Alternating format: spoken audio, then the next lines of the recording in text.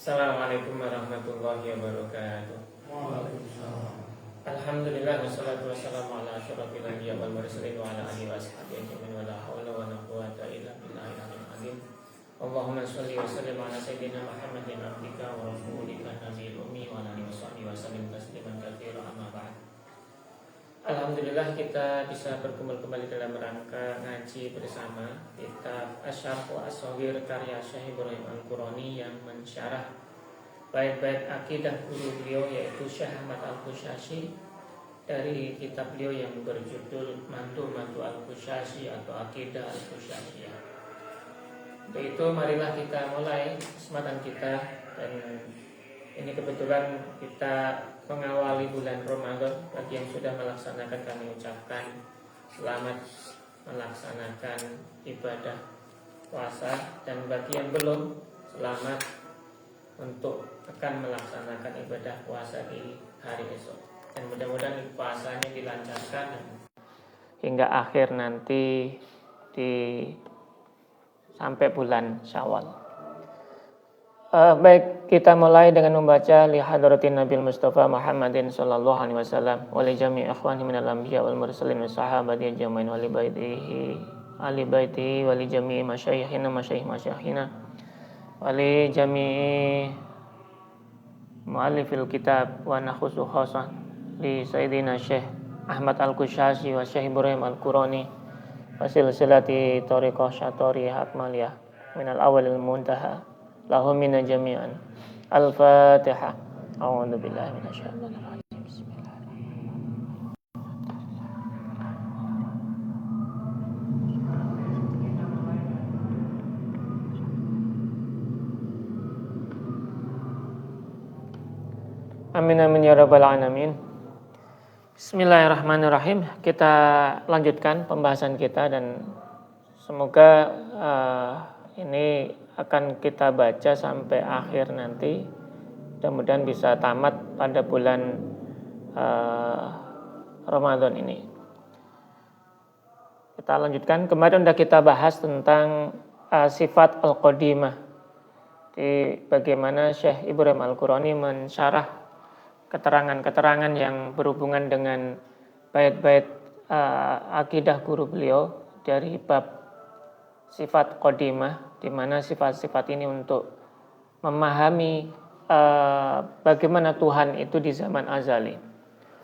Fa kulluha qadimatun. Semua sifat-sifat yang diungkapkan kemarin itu dari sifat 7 sifat qadimah, sifat di zaman azali itu qadimatun lillah, merupakan sifat yang bersifat qadim, azali bagi Allah.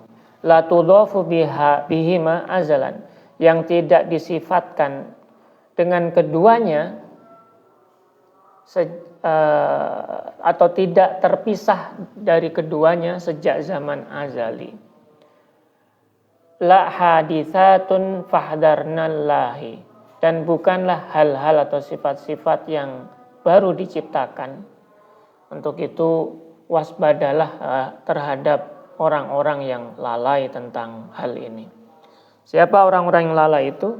Syekh Ibrahim Al-Qurani menyebutkan al-ghafil an ma'rifatillahi ta'ala, yaitu orang-orang yang lalai dari mengenal Allah Ta'ala. Wa ma yaliqu li'azamatihi wa jalalihi, dan apa-apa atau segala hal yang bersifat layak bagi keagungannya serta jalalihi, kemuliaannya. Al-qail, yaitu orang yang berpendapat bihudusi ba'diha, tentang barunya atau hudusnya sebagian sifat-sifat Allah. Berarti ada orang-orang yang berpendapat bahwa sifat Allah itu adalah diciptakan atau baru. Antattabi'ahu fi dzalika. Untuk itu jangan sampai engkau mengikutinya dalam hal itu. Ini merupakan peringatan dari Syekh Ahmad Al-Qushayri dan dipertegas oleh Syekh Ibrahim Al-Qurani di dalam syarah beliau ini, bahwa ada beberapa golongan orang dari kelompok mungkin Mu'tazilah atau mungkin Jahmiyah dan sebagainya yang mereka menafikan sifat-sifat Allah, atau ada yang menganggap sifat Allah itu merupakan makhluk atau hadis, sesuatu yang baru.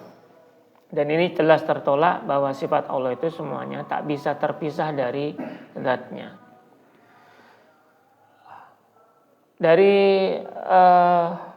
bab ini dicukupkan oleh Syekh Ibrahim Al-Qurani. Kemudian Syekh Ibrahim Al-Qurani melanjutkan pembahasan di bab selanjutnya, yaitu faslun fil mustahil 'ala Allah.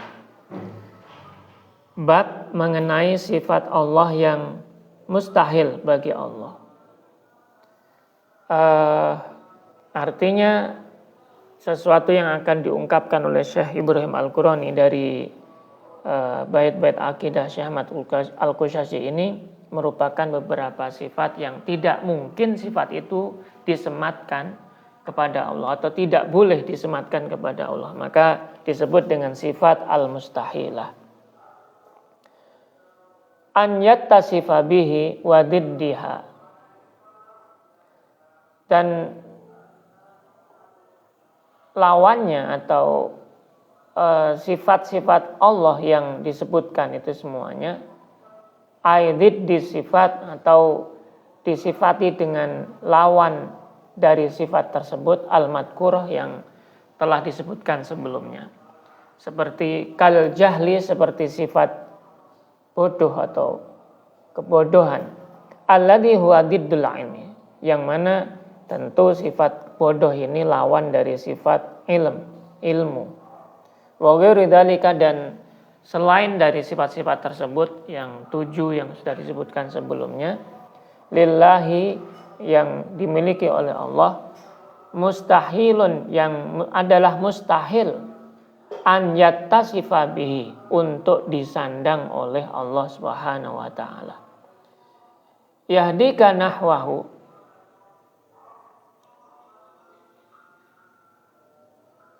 ay nahwa diddi bihi, dan sifat-sifat tersebut akan membimbingmu ke arahnya.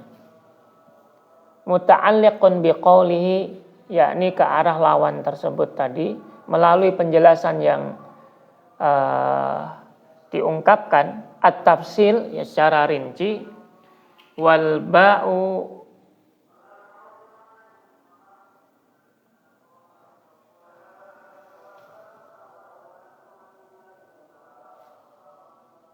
wal ba'u, atau huruf ba di sini maknanya adalah fi, ai tafsilu fihi, atau diperinci atau perincian dari ungkapan tersebut, yaitu antaqula didda hayatin, yaitu ketika engkau mengucapkan lawan kata dari sifat hidup, yaitu huwa al-mautu, yaitu kematian. Wa dzalika li'anna, dan karena hal tersebut, li'anna al-hayata, karena sifat hidup itu dzatiyun, itu merupakan sifat dzati yang melekat pada esensi lil wujudil wajib li dzatihi, pada bagi wujud yang wajib bagi Allah. Logikanya, ketika sifat ini ditiadakan atau orang meniadakan sifat ini, berarti ya apa mungkin Allah atau Tuhan itu mati, padahal dia adalah maha kehidupan, maha atau sumber segala yang ada di sini, atau semua kehidupan itu semuanya bersumber atau berasal dari kuasa Allah. Untuk itu tidak mungkin disifati dengan sifat lawan dari sifat al-hayah, yaitu al-maut. Wa ma kana dzatiyan la yumkin zawalu. Untuk itu, karena sifat al-haya itu bersifat dzati yang melekat pada sifat Allah, untuk itu tidak mungkin lenyap. Berarti yang diungkapkan oleh Syekh Ibrahim Al-Qurani ini, bahwa sifat yang mustahil bagi Allah adalah sifat al-maut. Karena sifat maut itu jelas lawan dari al-haya, dan al-haya itu merupakan sifat dzati yang wajibul wujud bagi Allah.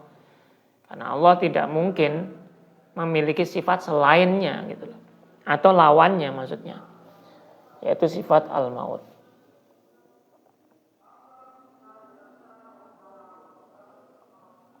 Tsumma diddil ilmi, kemudian lawan dari sifat al-ilmu,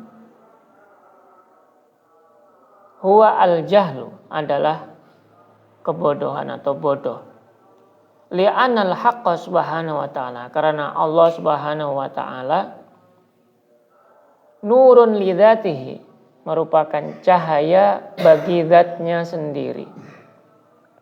Fal asya'u, untuk itu mustahil bagi segala sesuatu, yastahilu an tukhfa alaihi, untuk tersembunyi darinya, karena ilmunya Allah itu adalah nurun li dzatihi, otomatis juga lil asya selainnya. Karena nurun li dzatihi, maka yang lainnya juga nggak mungkin bisa tersembunyi dari cahaya itu. Wa kaifa tukhfa alaihi wa laysat illa lahu wa bihi, dan bagaimana mungkin sesuatu itu tersembunyi darinya, padahal segala sesuatu itu tidak ada melainkan miliknya dan ada karenanya.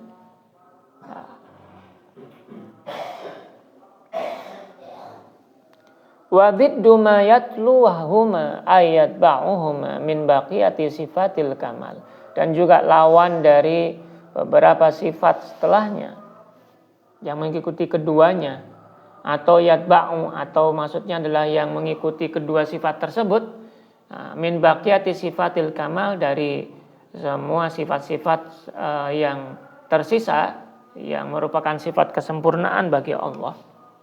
Talwan fil hukmi, yang mengikuti secara hukum atau secara informatif. Ay fi anna sifatu kamalin, atau yang dimaksud adalah semua sifat-sifat itu merupakan sifat kesempurnaan bagi Allah.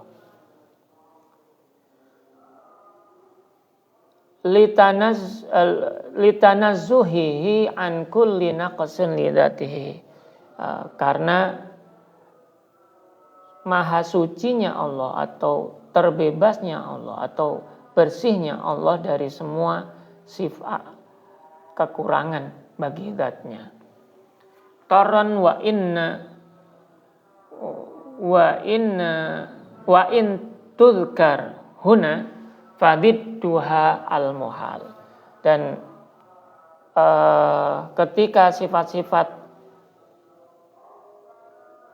yang kamal itu disebutkan, yang sempurna itu disebutkan, maka tidak mungkin ada kekurangannya, apalagi lawannya. Itu sifat-sifat yang mustahil baginya, itu sangat mustahil untuk disematkan atau disifati bagi Allah. An yattasifa bihi al-haqqu sirran wa jahran, baik secara rahasia maupun secara terang-terangan. Ay batinan, atau secara batin maupun zahir.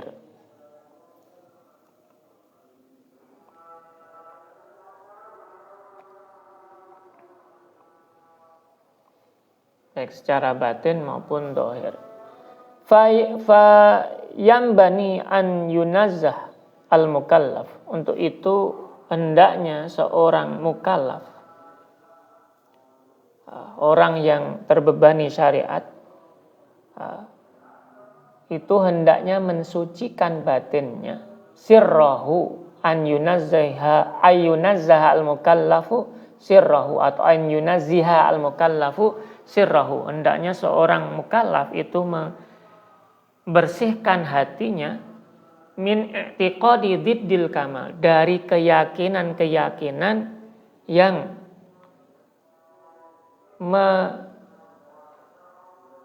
melawan atau keyakinan tersebut merupakan lawan dari kesempurnaan sifat-sifat Allah yang sempurna. Wajahrahu minan nutqi, dan juga secara lahir harus disucikan dari ucapan-ucapan bima yadullu ala dzalika, yang menunjukkan ke makna lawan dari sifat kesempurnaan bagi Allah. Untuk itu bagi orang-orang mukallaf termasuk kita, orang-orang yang memang dibebani oleh syariat, tidak boleh sama sekali di dalam benak dan hati itu memunculkan ataupun terbesit, ataupun kalaupun terbesit harus dikembalikan kembali ke sifat kesempurnaan bagi Allah, untuk meyakini atau bahkan mengimani sifat-sifat mustahil bagi Allah, yang itu tidak mungkin dimiliki oleh Allah, yaitu sifat-sifat yang merupakan lawan dari sifat 7 yang disebutkan sebelumnya, yaitu al-hayah, al-qudrah, al-iradah, al-ilm, as-sama', al-kalam, al-basar, dan sebagainya.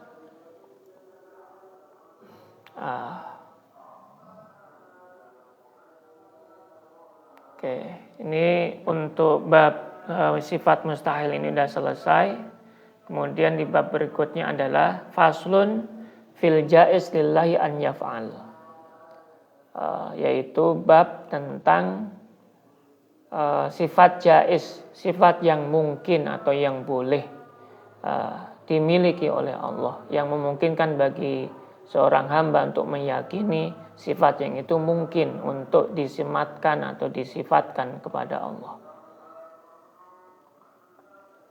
Faslun fil jaiz lillahi an yaf'al. Fasal mengenai hal yang jaiz, yang boleh, yang mungkin bagi Allah untuk dilakukan. I'lam, ketahuilah, awalan, pertama-tama, annal madhkura, bahwa yang disebutkan fi kalamil muhaqqiqin, dalam perkataan para ahli hakikat atau para peneliti, min ahlil kalam, dari golongan ilmu kalam atau ahli ilmu kalam, min ashabina, dari sahabat kami, yaitu al-asy'ariyah, kaum Asy'ari atau orang-orang yang berpaham Abul Hasan al-Asy'ari, annal qudrata, bahwa sifat qudrah, laha, itu memiliki makna, yani 2 makna. Ahaduma, yang pertama dari kedua sifat tersebut, 2 makna tersebut adalah kaunul fa'il, keadaan pelaku atau fa'il, bihaitsu insya'a fa'ala, di mana jika ia berkehendak maka bolehlah ia berbuat atau melakukan. Wa insya'a lam yaf'al, dan jika ia menghendaki maka boleh juga ia tidak melakukan. Au insya'at tarka taroka, atau apabila dia menghendaki untuk meninggalkan maka bolehlah dia meninggalkannya.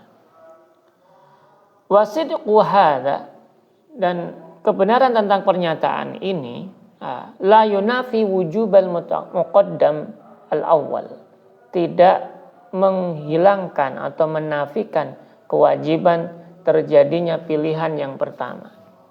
Wa amtina'al muqaddam ats-tsani, dan juga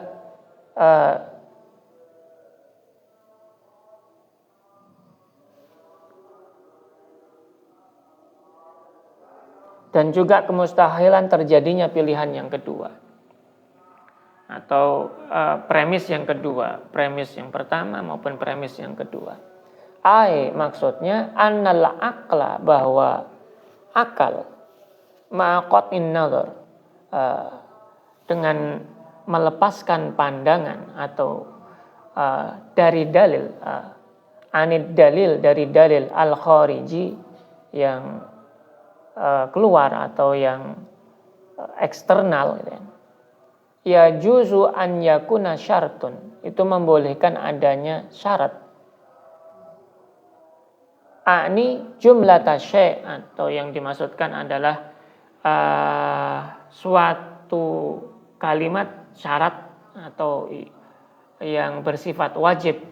Fi syartiyah, contoh kalau ini jumlah syarat itu apabila ada satu ungkapan yang pertama maka yang kedua ini akan terjadi. Artinya seperti orang jual beli, saya membeli dari kamu, kamu menjual kepada saya, umpamanya. Atau dalam akad jual beli, aku menjual kepadamu harga sekian, maka kamu menerima seperti ini. Itu seperti itu syarat. Jadi kalau ada kalimat ungkapan yang pertama terjadi, maka yang kedua akan terjadi. Seperti itu. Saya akan pergi ke rumah apabila hujan berhenti. Nah, kata-kata ini seperti ungkapan syarat. Maka bisa pergi ke rumah kalau hujannya berhenti. Itu yang disebut syarat. A'ni jumlah tasyai' fi syartiyah al-ula wajibul wuqu' wa fi tsaniyah tamtani'u mumtani'ul wuqu'. Atau yang pertama itu bisa dimunculkan atau wajib untuk bersifat wajib untuk terjadi, sedangkan kalimat syarat yang kedua bersifat mustahil terjadi. Laukana, seandainya al-amru kadzalika, keadaannya demikian, kama yaz'umul falasifa, sebagaimana yang diklaim oleh para orang-orang ahli filsafat, fi haqqihi ta'ala, mengenai hak Allah atau mengenai kebenaran tentang Allah atau hak-hak Allah. Itu. Wasaniyahuma, sedangkan makna yang kedua adalah kaunul fa'il, keadaan pelaku fi dzatihi, pada zatnya, bihaitsu yasihu sudurul fi'al. Nah, di mana sah baginya, boleh baginya untuk memunculkan perbuatan berdasarkan maksud dan kehendak, anhu bil qasdi, berdasarkan maksud, wal iroda, dan kehendak atau keinginan, wa adamu suduri, dan juga tidak adanya maksud maupun kehendak yang muncul di dalam diri. Artinya kudrah di sini yang dimaknai oleh Syekh Ibrahim Al-Qurani di dalam penjelasan beliau ini tentang kata kudrah. Itu ada dua hal, sebagaimana yang diungkapkan oleh para golongan ahlu Asy'ari atau ahlul kalam dari golongan Asy'ariyah, bahwa ada dua macam. Yang pertama, ketika pelaku dia menghendaki berbuat sesuatu maka dikerjakan atau dilakukan, atau pelaku menghendaki untuk meninggalkan sesuatu maka ditinggalkan. Sedangkan yang kedua itu adalah pelaku apabila dia ingin memunculkan berdasarkan maksud yang ada dalam dirinya, sah juga untuk dimunculkan dan sah juga untuk tidak memunculkan. Itu berdasarkan irodahnya atau berdasarkan qasad atau maksud yang ada dalam dirinya. Itu yang diungkapkan oleh Syekh Ibrahim Al-Qurani. Untuk itu, wal ma'nal awal, makna pertama ini, qad ittafaqa alaihil fariqani, ini disepakati oleh dua kelompok. Maksudnya dua kelompok ini adalah kelompok al-mutakallimun dan kelompok filsafat. Wal makna tsani, sedangkan yang kedua, makna yang kedua maksudnya qudrah itu dimaksud adalah kehendak. Kehendak untuk melakukan sesuatu, bolehnya untuk melakukan sesuatu juga. Jadi kehendak dari kehendak yang muncul. Kalau memiliki kehendak untuk berbuat sesuatu maka boleh untuk melakukan sesuatu. Apabila tidak memiliki kehendak untuk berbuat sesuatu maka boleh juga itu tidak dimunculkan. Alias kehendak itu ya ada di dalam pelakunya, tapi boleh dia melakukannya, boleh tidak melakukannya. Itu yang kedua.